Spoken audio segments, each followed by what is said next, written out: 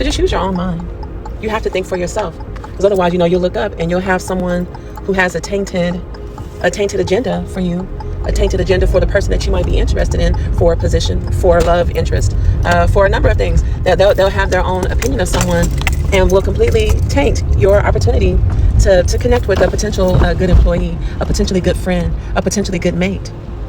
There are several people, I won't say a lot, but I will say there are several people who literally slept on me. And I'm just like, not literally, but they slept on me. And I let them too. Because I'm like, this one, oh my God. I was so frustrated when this guy, when I was younger, he walked away from a connection with me. And a lot of people speculated like, well, that's because, when you guys were younger, you broke up with him a lot.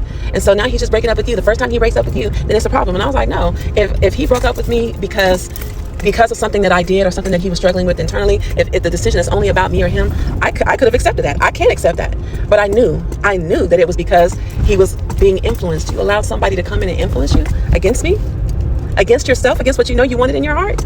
The same for an employer. I had a previous employer that passed me up for several promotions. And I guess the person that made the decision, they felt such conviction about their decision that they literally, I'm like, they sought me out to extend that apology, to apologize for just damaging the connection and not giving me a fair chance, and admitting, like, if we went just off of your resume, if we just went off of, you've been an employee here already for, 3 years, 2 years, whatever,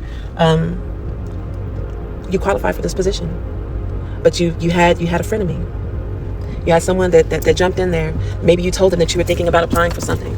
And however they knew. And they came with just the right sauce.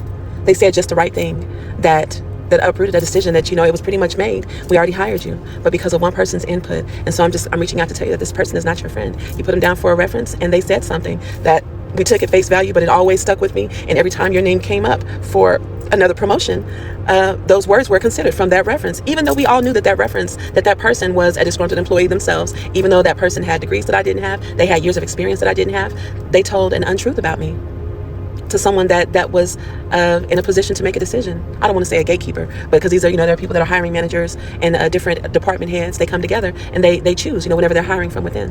So it's not just about my personal life, like my romantic life, even in my professional, in my career. I have seen it, you guys. And so